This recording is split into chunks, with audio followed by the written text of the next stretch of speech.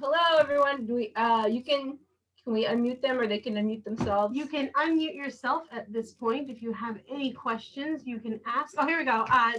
Jessica. Oh, we have multiple questions. All right, hold on. So we'll start with Keith. Keith said, "What is a reasonable fee to pay for a copy editor to work on a manuscript that is about 70,000 words?" Does anybody want to pop in and answer that one? I can try to feel that. So I think it's more about page count. So again, $3 per double space page is industry standard. That's the bottom end of it. Top end would be $5. So if you can figure out how many pages you have, just do the math that way, and that's really a reasonable price. And again, Keith, if you're looking for somebody, just reach out to me. We'll see if we can match you up with somebody. Thank you, Steve. You're welcome. After that, Jessica asks, if you have limited funds, what are the best books on writing fiction to begin with? I'm going to throw out there right now that my personal favorite is Story Genius from Lisa Krohn. I think that was recommended in a couple of our presentations. It's one of my recommended books that I'll be like sending out. That one is my personal favorite one to use. I'm sure James has tons of them. He has an entire section on his. Oops, sorry, James, I just muted you. He has an entire section on his website just like dedicated to these. So. Yeah, I would argue that some of the first ones you should read would be Dwight Swain's works on the techniques of a best-selling author or a selling author. John Bucknell has some really good works that you should read. Sol Stein, or maybe he says it Saul Stein. I'm not sure how he says it. That's a really good one to read as well. And the reason I like all of those is because they talk not only about structure, but they talk about some of the aspects of craft that not very many people talk about anymore. Nowadays, when you read books on craft, I find them often to be kind of focusing on what I think of as the kind of the micro level aspects of craft, which are important. But for me, I needed to see the bigger picture. How do you actually go about doing this thing? What's the structure of it? In fact, what's the structure of a scene? I learned about scenes and sequels from John Bucknell and Dwight Swain. Dwight Swain's the guy who invented that way of thinking about organization for a story. So I think if I were going to tell somebody where to start, pick up Dwight Swain, John Bucknell, Saul Stein. Then I would say pick up Lisa Krohn. And the reason you want to pick up Lisa Krohn at that point is because then she goes through in her books a step-by-step process, actually how you might craft this. I use a lot of what she does. I don't use everything she does or do it exactly the way she does it, but I learned a ton about how to craft a book and put a world together from her. So I would say go there. And if you go on my website, there's a thing for writers' resources. I have all the books listed there, and I have some podcasts and things there that I think are useful. But that's where I would start. Dwight Swain, John Bucknell, and Saul Stein are the three best, I think. Then one more, James Scott Bell is also a really good one. He's got a thing about plotting. A book just about plotting. He also has a book about revision, which is kind of holistic. It gives you a holistic view of this process of writing a book, and then what do you do? How do you know what to revise and what process can you go through in revising? Fabulous book, and he's got a lot of good stuff. He also has, by the way, a course on the great courses you can get that goes through a step-by-step process for doing a book. I would recommend highly James Scott Bell as well. Excellent. Thank you so much, James. I just want to point out that Richard Field is from the UK. Hey. Hello, international. Across the pond. We're sorry about our accents, Richard. And we have another comment from Dahlia. Hey, Dahlia. We actually know Dahlia. I'm not from New England, currently in Pennsylvania. I just wanted to leave a comment about the wonderful and informative webinar. Thank you to all the presenters for putting this together. Thank you, Dahlia. Does anyone else have anything that they wanted to recap on or touch from the presentations today? I actually, while we wait for anybody else to ask a question, I have some free resources that are really good for writers. If you're looking for, so the books that we recommended are great for like crafting your story, but if you're looking for some resources just to help with your actual writing, like your sentence structure and like not using repetitive words, which I know is a big problem for James and I, we do that a lot. For just things like, and I'm sorry, I called you out there, James, but I called myself out too. Things like using passive tense and like just things like that. I would highly recommend Pro Writing Aid. You can use it for free at first. So it's prowritingaid.com with no spaces. I can type that up and send it into the chat. For free, you can do up to 500 word sections, and it'll scan your entire document, and it'll actually give you like a score, and it'll analyze everything and tell you how to improve, make suggestions. And if you type directly in it, I found that typing a couple scenes directly in it will actually kind of help to train you to not make these mistakes while you're writing. It definitely helped me a ton. Like when we were meeting up for writers group, everyone was always pointing out things that I like messed up on. But I feel like over the past year since I've been using it, mostly everybody's said that the writing is really clean. Jessica definitely still finds lots of repeated words. That is something I think I will just die doing. But it's been hugely helpful for me. I ended up deciding to pay for the service, which is very affordable, and you can get coupons and everything for it.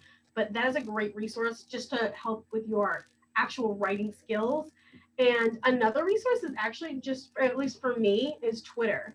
If you go on Twitter and you join like the writing community and use the hashtags there and start talking to other authors, there's lots of games and different hashtag games and like various like monthly hashtags that you can join that will help you improve your writing and improve your story, just because they'll ask you questions that you might not think about until you see the question. And then you answer it and you're like, wow, I can actually add this into my book. And I know it helped me a ton just joining in on Twitter games and joining in the whole writing community there. It's a lot less toxic than political Twitter, I can tell you that much. So Definitely true. We have another comment from MJ Morse. Thank you to all for your presentations and generous sharing, and you are very welcome. Something else I just wanted to point out is that we have found as writers that the writers group that we created and have been attending for now since 2017 was so useful to start writing, to continue writing, to have the work be reviewed and stuff. So James, who is actually our founding member, I'm number 2, but he's the founding member. Do you have any tips for people who want to create their own writing group? Yeah, so if you're going to write, you need to have someone to bounce your ideas off of and your writing off of. That's just important to get feedback. And it's nice to get feedback from people who are fellow writers, who are struggling with craft and trying to figure out how to do things. It's one thing to have your mother or someone who read it and give you feedback, and that feedback can be useful. But it's really helpful at the beginning stage to have somebody who knows the craft of writing or who's learning it to be able to point out the key issues. So what I did was I looked around and I contacted some writers groups that are around here.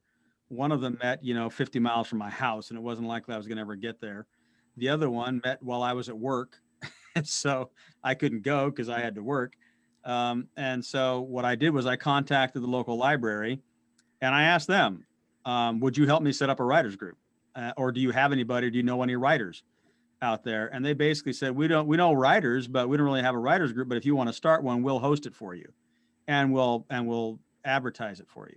So that's how we all met. Everybody in our writers group basically met through the library, because I went to them and said, I want to start a writers group because I want to have somebody to bounce these ideas off of, but I really can't go to the ones that are around here. And I know there's got to be other writers out here that are close to me. And so wherever you are, that's something you really ought to do, is think about, contacting somebody that has a platform already that can contact readers and writers, and get with them and see if you can work out a deal with them. And then once you have it, you can go solo if you want. You can go on your own, which is what we've done.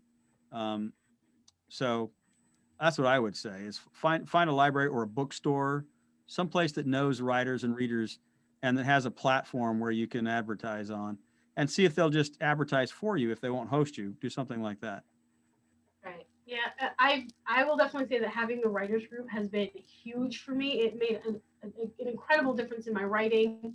I learned so much from these people, and like hopefully they've learned a little bit from me. I don't know, but it's been so helpful. So I highly recommend a writers group, or at least like a critique partner. I have a couple of critique partners that I deal with as well, who are in different places in the world or the country.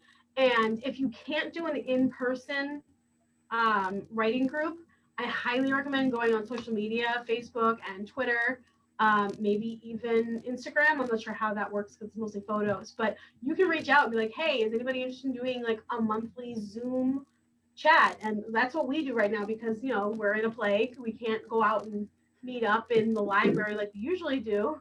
John's laughing at me. But so every, you know, once a month, we meet up on Zoom and we do our writers group as if we did it in person. The only difference is we aren't passing around papers and like, you know, whatever, but it's still super helpful. So if you have to start it on Zoom to start, I mean, do that. You can have people who, I have a friend that lives in Scotland who I exchange chapters with and we help each other and it's great. So you don't necessarily have to meet in person if you're super shy or if you just don't have that ability. I will also say that we have another question from Jessica, and she doesn't want to be a hog, but no, Jessica, your questions have been awesome. She said, if you're a severe introvert like I am and are self-published, what are effective ways to market your work? Does anybody else want to hop on that? Want me to start? Steve? Oh, you're muted. Can you There we Hey. go. All right. Awesome. Awesome. My first suggestion would be social media. And I hate social media, but I love social media, right? It's like that double-edged sword. It's the devil, right? I haven't had a whole lot of luck on Twitter. Facebook is kind of like my wheelhouse. And I have a publicist that's really trying to get me on Instagram and get me active there. If you're an introvert, obviously you can promote yourself on something like that. The second thing I would suggest is a book tour. A virtual book tour. They're relatively cheap at this point. It will also teach you how to do your own. So you want to, you know, really start connecting and networking with book bloggers, book reviewers. If they don't have time to read your book, ask them to, you know, can you just put up, maybe do an interview or just do a guest post, and you'd be surprised at how many can do that or actually will do that. And next thing you know, you got 10, you got 40, you got 70, and it starts to really, what you really want to do is you want to get other people to talk about your book, right? You can only talk so much about your own book. So if you're an introvert, this is really the day and age where you're somewhat fortunate, because even in this quarantine, I've had to learn how to do a lot more online because I love being out and about with folks. But yeah, I would say virtual book tours and social media. Those are your two big hits. Perfect. Excellent. Oh, yeah, go ahead, James. Go for it. So I agree with everything Steve just said, but I would also say, depending on how you choose to publish, if you choose to publish on KDP, so there's always this debate about going exclusive or going wide, right? And so I'll use from my perspective on this when it comes to marketing. If you're going wide, and the difference means if you're going exclusive, that means you're picking one spot like KDP and sticking it in there and kind of keeping it in there, and that's where you are in terms of your published work. Going wide means you're basically on your own, going out to all these different mediums and locations and putting it out there, right? The problem with that, if you don't already have an audience, is people often don't. The big challenge in marketing for a self-published author, especially, is anonymity, right? If no one knows who you are, no one knows your books, then they're not going to find you. And one of the benefits of being exclusive on some place like KDP for somebody who's trying to build an audience is they have that nice little thing called Kindle Select, right? And that Kindle Select allows people to go in and check out a book and read it. It doesn't cost them anything. They already pay a monthly fee, and they can read 500 books in a month if they want to. It doesn't make any difference. And the author gets paid by page reads. And literally half of my income every month comes from page reads. Literally half. And because I have most of my, not everything, but most of my stuff is exclusive on KDP. The other thing that the benefit you get from Amazon is you can advertise on there. You don't have to be exclusive to advertise, I don't think, but you do have to be exclusive to get the little benefits where they'll allow you to take 5 days out of a 30-month period where you can either run a promotion on a book. So you can take a book you might have priced at $6.99 or $5.99, and you can promote it for 5 days at 99 cents or whatever you want. They also have the option to do it for free. So you can give away the book for free for 5 days. And so for every one of my books that I have on there in that 3-month period, not for every one of my books, I do it for my first in series. My first in series, I go up and I put it up for 5 days for free all the time. The other benefit you get from being exclusive on Amazon and at Kindle Select is that there's such a thing as Amazon Prime. And if your books are selling, then Amazon Prime will come in and they'll say, hey, they'll invite you to be on Amazon Prime for, usually it's a 3-month period, a 90-day period. And I've done that now two times. And my sales spiked during that time because it's about visibility. Amazon Prime is going out to everybody who's on Amazon and you get massive visibility. It's basically free marketing. Now, yeah, they're giving the book away, but if it's the first in a series, go for it because there's always buy through. And you figure on average, your buy through, your read through is going to be, without trying, 50 to 60% on average. And I was getting buy throughs in the 80% percentages with Kindle Prime, so or Amazon Prime. So I think those are some of the things to think about in terms of marketing. Those are marketing tools you can use. But the problem is you have to be exclusive and have your stuff entered into Kindle Select in order to do that. And I think that's good for a first-time author. If you're already an established author, then go broad. If you already have an audience and you know you can move 2,000, 3,000 books overnight, then do it. There's no reason why you need to go exclusive. But if you're an unknown entity, like most of us self-published authors, Kindle Select can be a great way of starting to build an audience and get known. I have another suggestion too. If you are active on social media, especially Facebook for this one, like I find Twitter is great for like kind of joining a community and playing games. But for me, Facebook groups for writers, especially Facebook groups for your specific like niche or whatever you like to write the most, are super helpful because you'll have a lot of other authors who are in there. And even if you are shy, if you find it easy enough to talk online with people, you can make a lot of friendships and network with a lot of other authors. And I've found that like I have so many friends now who are authors. Some of them are very well established, some of them are smaller, some of them are kind of in the middle. And everybody, it's like a family. Everybody, they build you up and they'll help promote you, you help promote them. And it's just kind of everybody just does it because they like each other. And I think making those friendships, even just online, is beneficial just for, I mean, for like the promotions and stuff, but mostly like it's a support system. So if you are a very shy person and you're not great at talking like in person, if you're able to talk to people online and make these friendships, you'll get a lot of great advice from people who know what they're doing. You'll get people who are willing to like help you out and like promote you, and you can promote them. You exchange books. I think it's great. Like I happen to be an extrovert. Like I want to be everywhere with everybody all the time. But I have a lot of friends who are super, super introverts, and I've made very good friends with them. And you know, I'm always promoting their stuff, and they'll share my stuff when it comes out. And it's a great little community. So if you're able to make friends online, especially like on Facebook and Facebook groups, I think it's very helpful to introverts to kind of start out that way. We have a couple more. James. I have one thing to that. So in terms of marketing, I think the one thing to really remember is that your book is your best marketing tool. And so you need to get news out about it. But the next thing you need to do is write another one, right? And keep writing them. And if you're a self-published author, it's really important, I think, to have a series.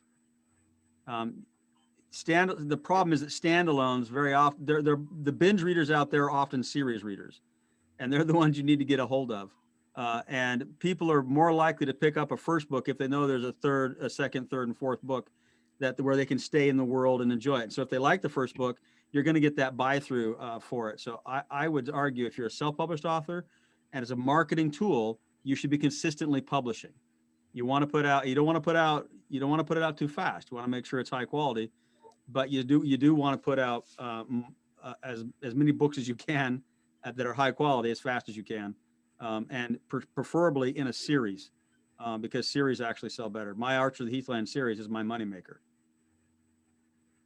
So what James is saying is don't do what I did and release a book and then just sit on it. We actually have another question. At what point in your individual careers did you decide to write? I think that's something all of us can answer, but I will let somebody else start since I read the question. Ken and John haven't said anything, so let's let one of them start. Yeah, I'll take that. I always wanted to write. I found that I was really kind of constrained during my time in the Navy because everything was very prescriptive. You know, after that, I put it on my bucket list for something to do before I retired from my second second career, which was as a defense contractor. And I just found myself pushing and pushing and pushing and doing the work on overseas flights. So it was pretty easy decision. And once I finished the first one, I said, well, I'm going to do another one just to see if I can. And then the third one, which I'm writing now, is going to combine some of the what I consider the best villains of book 1 and 2 into a third book. So I've already got those characters kind of formulated, and I just have to change the scene. But anyway, that's kind of the way I went about it. This is writing's my third career. Navy, defense contractor, and then rather than just rot away and get old and feeble, I thought I'd write while I'm doing that. You're not rotten. You hear first people. Right. Yeah, Keeps you alive it's forever. the new glucosamine. There's actually an expansion on the original question, so I'm going to ask it now so you can continue on with your answer, John, and then we can all kind of go around. The expansion on that question was about what percentage of your day do you devote to writing? Like, what's your personal schedule like?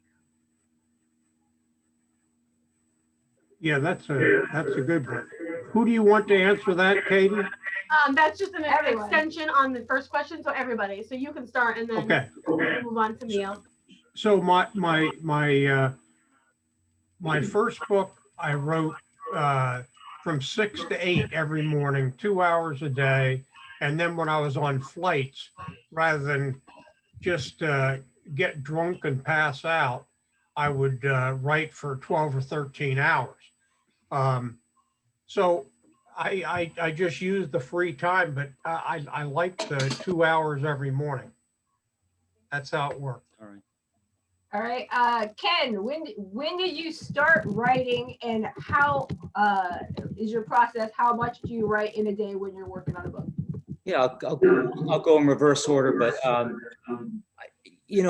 often write for 8 hours, maybe in the afternoon, wind down, do a little more research. When I'm doing some other stuff, of course, other projects, so that can't be 5 days a week. But to back up, what was I gonna say? I'm sorry. At what point did you decide to be? Yeah, I mean, I've always been a writer, and like I think Stephen said earlier, that's who we are. That's who I am. And as you know, I was a journalist and battled that out. Went into business publishing, but unfortunately, how I decided to write full time in narrative nonfiction was our life experience. As I said, with losing Michael, and I was teaching at the time and made a change. We were also about to start the nonprofit, which is our other part of our life's work. So doing that and trying to find those answers. And I spent 7 years writing, especially for you. I wrote 40, 45 hours a week on that, in addition to everything else. I mean, I went at it real hard.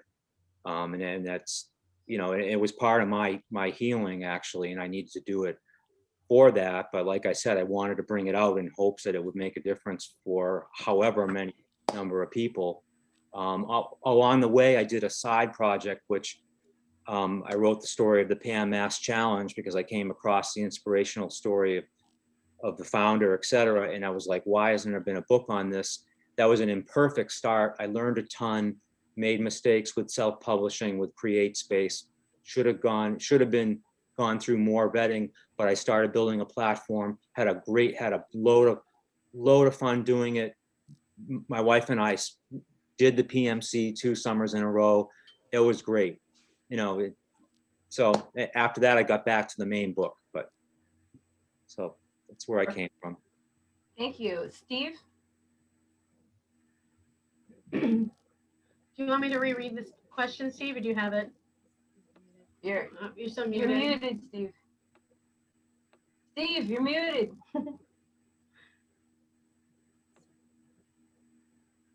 Here we go. All right. Well, I just finished the answer, so I hope everybody enjoyed that. I'm joking. I'm joking. Obviously, the seed had been planted early on. So for me, this is a little bit ironic, but being in law enforcement, I was writing. I was doing a lot of police writing, right? Also in the prison system, and I had a penchant for it, right? So basically, every time I would write something, I would try to, write something better the next time. And then I realized, I've always loved to read. Then maybe I do have some talent for this, right? But once I really got hooked into it, there was no stopping it, right? It's a bit of an addiction for me too, right? Like when I start writing, you asked about how many hours a day. I don't even know if I can quantify that, because it's up in my head nonstop. I would say when I'm working on a book full time, I'd be, putting a solid 4 hours in a day. And that's really me trying to keep my discipline going, right? Well, I can, and I create these invisible deadlines that the publisher never gives me, but I give myself. And my my goal is to produce one novel a year. So I'm sure I didn't answer the question, but I also, to John's earlier point, I have gotten drunk and passed out while writing, John, which is also a fantastic experience, and I recommend it. I really do. Our lawyers tell us to tell you we do not advocate. Very good. There's the disclaimer. That's awesome. Only from the safety of your own home, folks. Yeah. Awesome. Thank you so much, Steve. James? Okay, so like most writers, I wanted to write since I was a kid. I took a creative writing class in high school and fell in love with the whole process. But I went to graduate school instead and got a PhD. But I'm a historian, and so history is about writing. And so it was a different way of writing. It's writing factual stuff instead of stuff I can make up in my own head. And so I didn't really start getting serious about writing fiction until after I graduated and the kids were getting older, and I was looking at the empty nester syndrome and realizing that we needed to have something else to fill our time in our lives. And so, I'm fortunate that I have a job that allows me to have some time occasionally, not all the time, to write. So I actually, the real decision to finally get serious about starting another career as a writer of fiction was when I had that conversation with David Farland, and he said, study the craft. And so I spent about probably 6 years after that reading everything I could find on craft, watching every podcast I could, or listen to every podcast, watching every video, doing everything I could to figure out what this meant. And it kind of astonished me because I spent 12 years in school learning how to be a historian and to write historically accurate books. And it never occurred to me to spend the same amount of time and energy to learn the craft of writing fiction, which always, again, made me feel really foolish when I thought it out. But so I spent about 6 years doing that. Then I published a nonfiction book on how to make longbows, just to practice and get a chance at a not particularly scary kind of it's not really an important book, but it's out there for people who want to build longbows. It's a consistent seller, by the way. I sell about 10 or 20 every month. But anyway,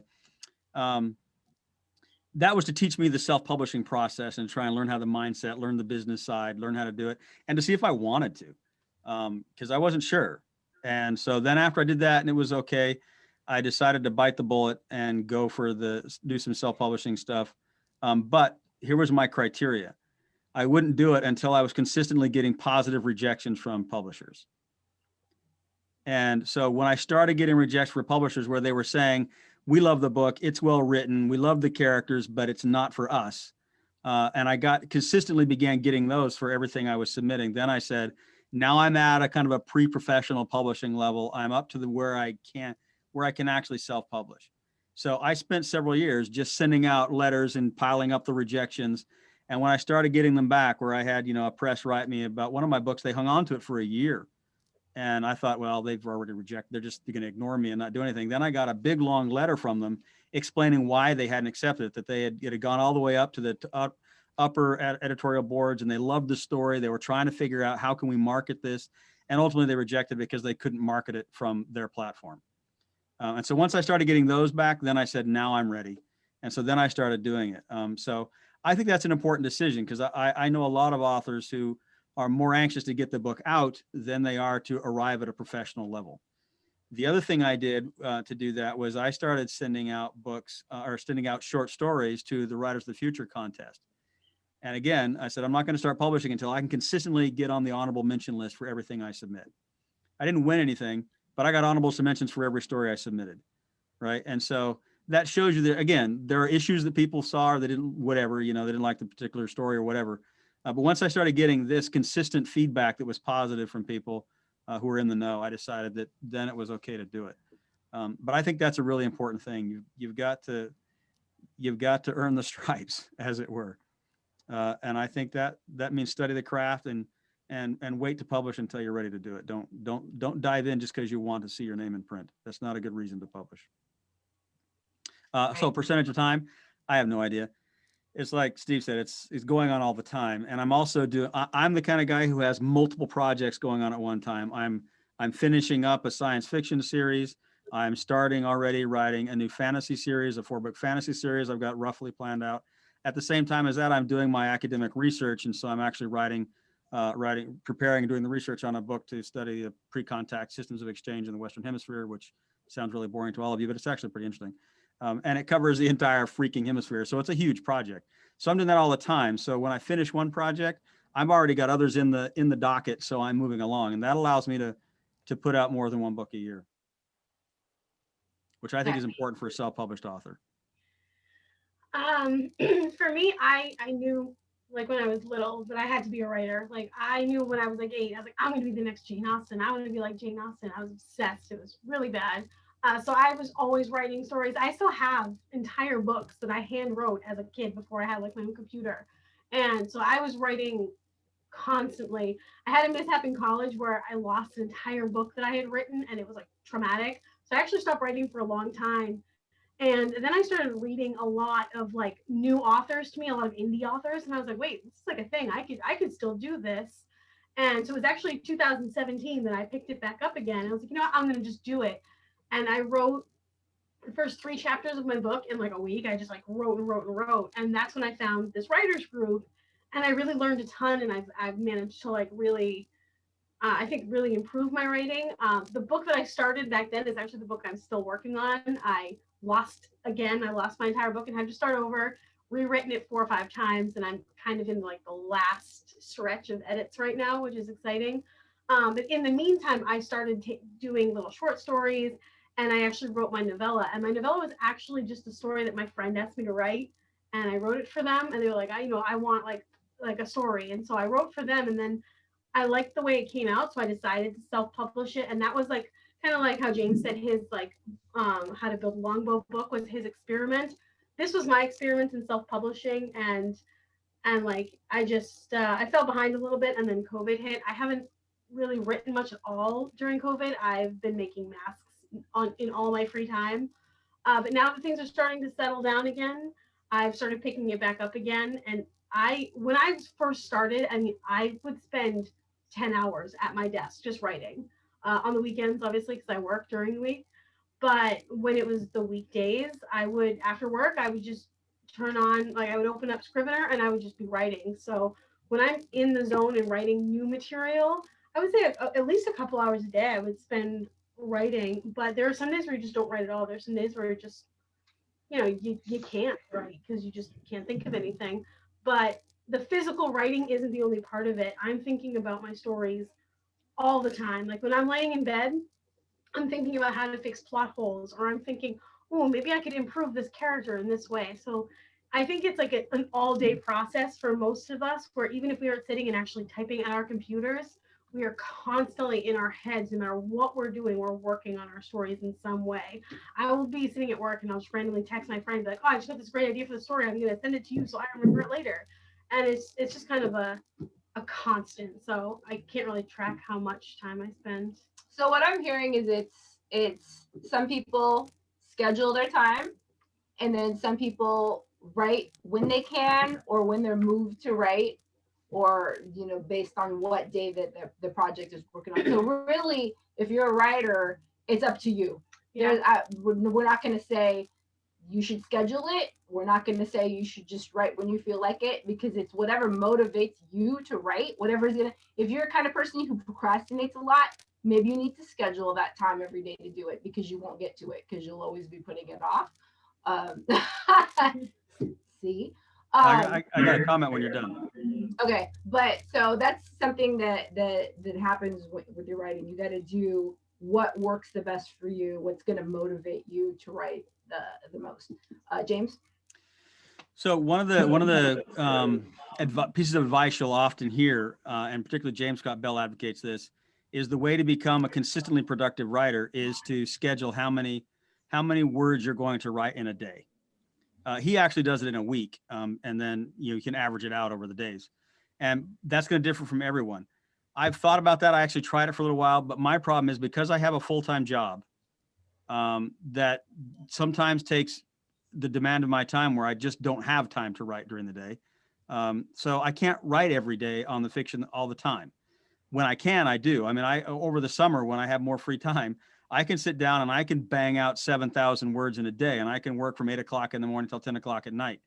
I'm the kind of guy who can sit in my chair and I can work all day. Not everybody can do that. And so you have to figure out what works for you. But if you're really worried about being consistently producing, then set up that word count and say, okay, in this week, I'm going to write 1,000 words or 2,000, 3,000, whatever it is for you. And then divide it up by the days of the week and then try and get it done. You also need to schedule in downtime, right? So, and time to explore. You still have to live in the world.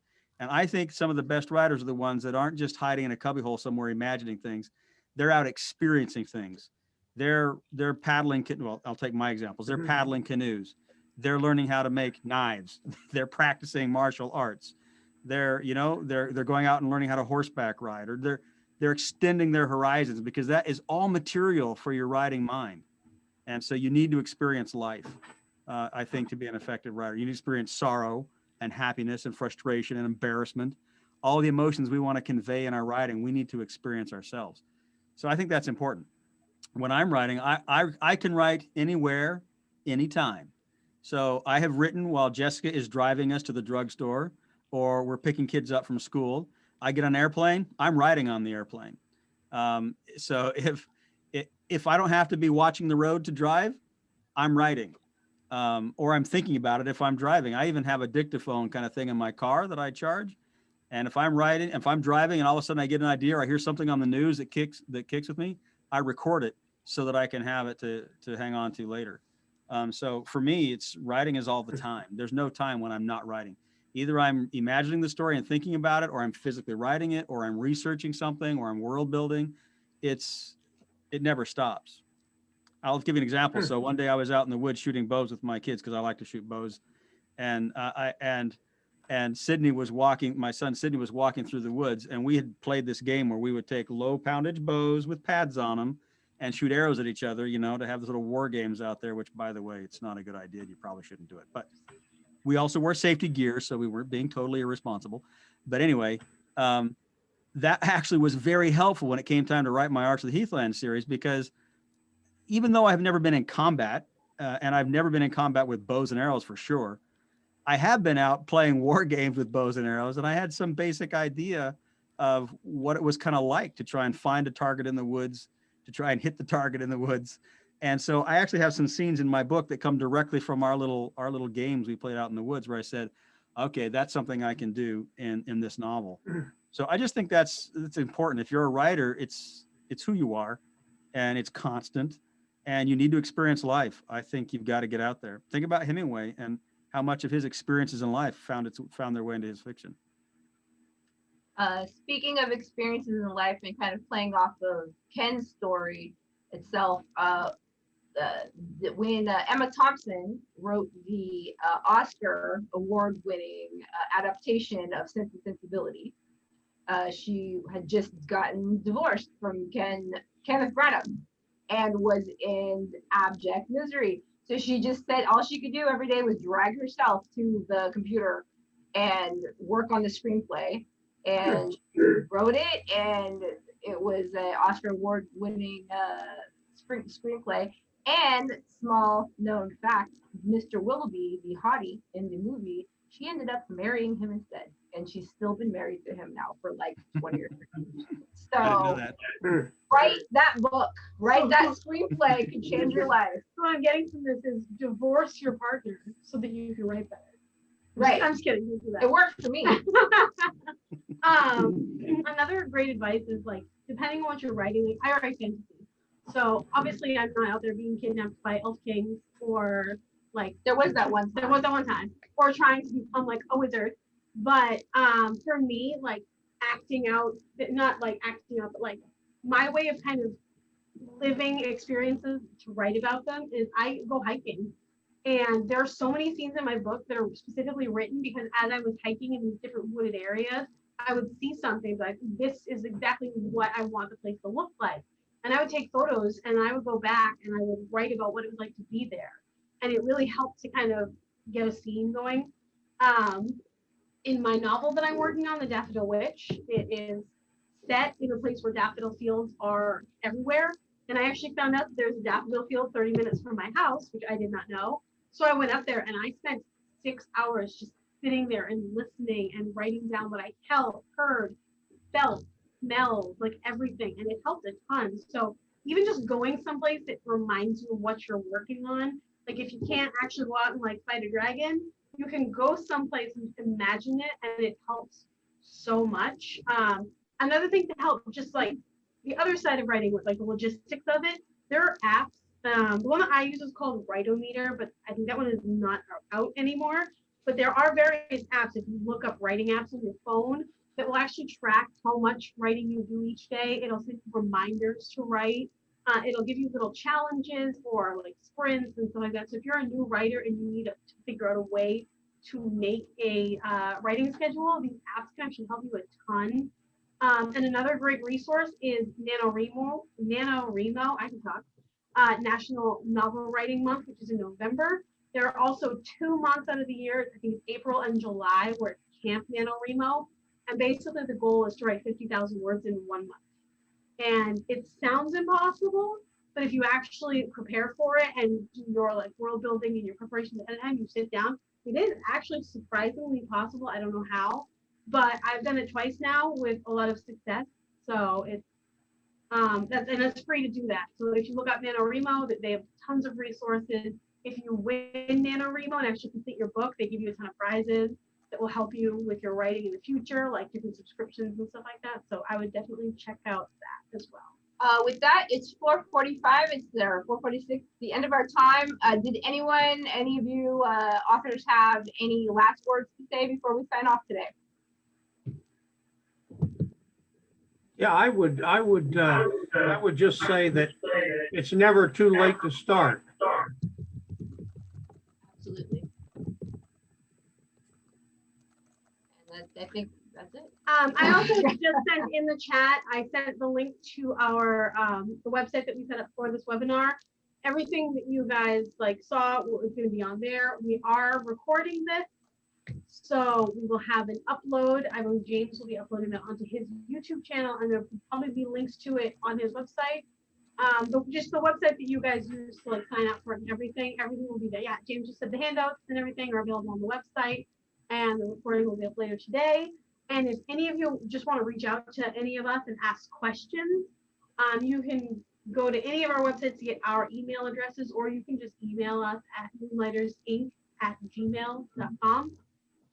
So if there's something specific you want to ask us, or if you want like advice, you can direct it at all of us or an individual one of us. I think we all have access to the email, and if we don't, we'll just kind of forward it back and forth and get back to you. Yeah, let us know. We have the exit questionnaire and everything, so let us know, what did you like? What would you like to see more of? What did we not cover that you would like to see in the future? Yeah. And with that, thanks so much from the Moonlighters Inc. Writers Group, and we hope you have a fantastic day.